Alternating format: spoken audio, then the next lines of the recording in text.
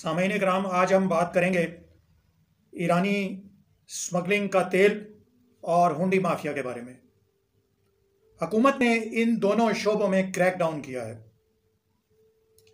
अब उस क्रैकडाउन के असरात, उससे क्या हुआ, उसके फ़ायदे और उसके नुकसान पर हम आपसे बात करेंगे। क्या ऐसे अवामिल हैं कि ये किया गया और क्यों किया गया और कौन कौन लोग इसमें मुलव्वस हैं। तो आइए हम आपको बताते हैं कि ईरानी तेल की स्मगलिंग में कौन कौन मुलव्वस है। ये हम ही नहीं बता रहे बल्कि पाकिस्तान के हसास इदारों की रिपोर्ट है। इस रिपोर्ट में कहा गया है कि स्मगलिंग में 29 सियासतदान मुलव्वस हैं। हजूर वाला, ये 29 सियासतदान या तो सिंध से उधर से हो सकते हैं या फिर बलूचिस्तान से ही होंगे। KPK और पंजाब से जाकर कोई भी सियासतदान वहाँ इतनी बड़ी स्मगलिंग नहीं कर सकता। अच्छा, यह भी कहा गया है कि स्मगलिंग की आमदनी दहशतगर्द भी इस्तेमाल करते हैं।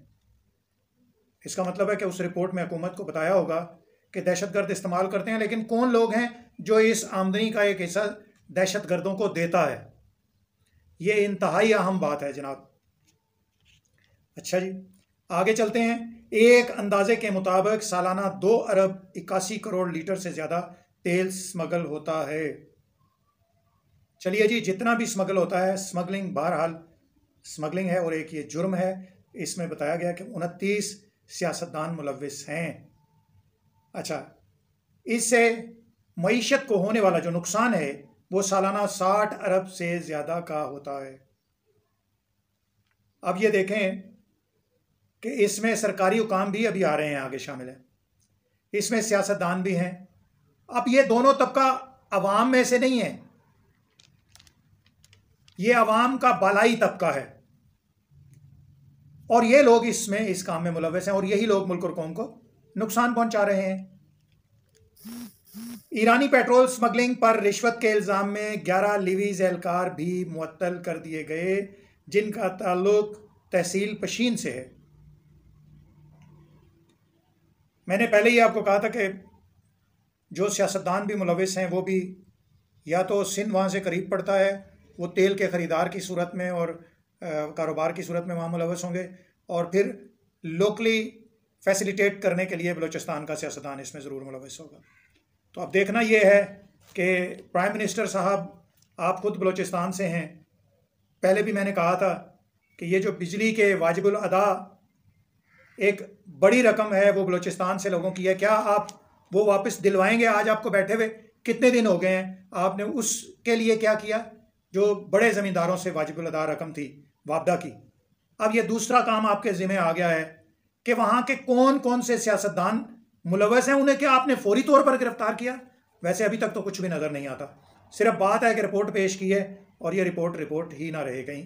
बहरहाल ज़ाहिर मिनिस्टर साहब, आपने ये कदम उठाया, हम आपको इस पर दाद देते हैं, लेकिन इसका अगर आगे कुछ होगा तो तब, अगर इसका आगे होगा कुछ नहीं तो फिर आई एम रियली सॉरी कि बस ये कार्रवाई है सिर्फ।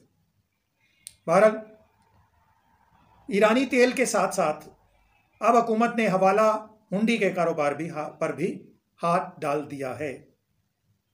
इस कारोबार पर हाथ डालने के लिए जो रिपोर्ट पेश की गई है प्राइम मिनिस्टर को, इस रिपोर्ट के मुताबिक 722 करेंसी डीलर हुंडी के कारोबार में मुलव्वस पाए गए।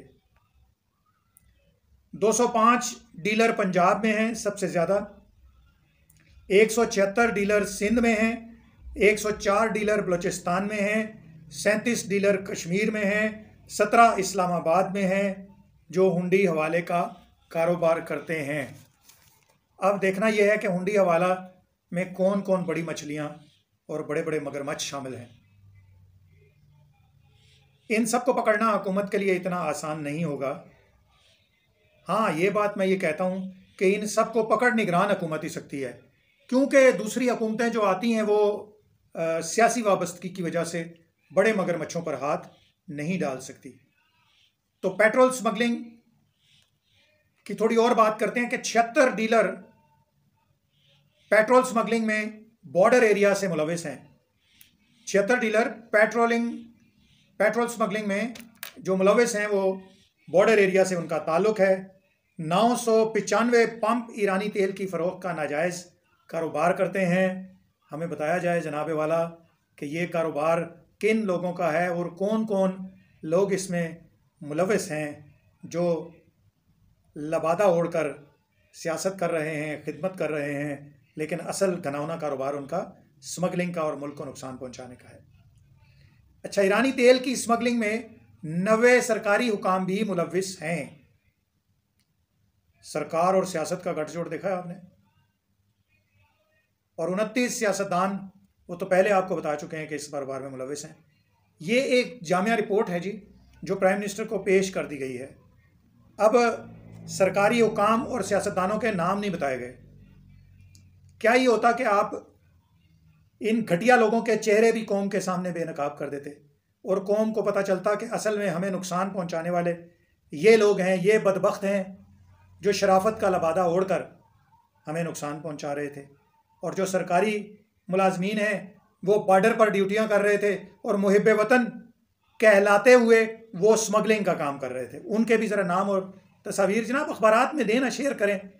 हाँ जी, उनकी इज़्ज़त ना रखें। चोरों डाकुओं की इज़्ज़त शुरू से ही इस मुल्क में लोग रखते आए हैं और गरीब की इज़्ज़त को उछालते आए हैं।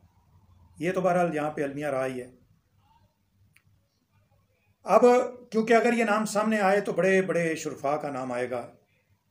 इंशाअल्लाह अगर हुकूमत ने ये काम ना किया तो हम आपसे ये वादा ज़रूर करते हैं कि हम कोशिश करके अपने अगले किसी प्रोग्राम में आपके सामने इन सरकारी मुलाजमीन और सियासत में छुपी हुई काली भेड़ें जिनका असल काम स्मगलिंग है, इनके नाम, इनकी शक्लें ज़ाहिर करेंगे, जो पाकिस्तान को सालाना 60 अरब से ज़्यादा का नुकसान देकर काला धन कमा रहे थे और अपने बच्चों को अयाशियाँ करा रहे थे।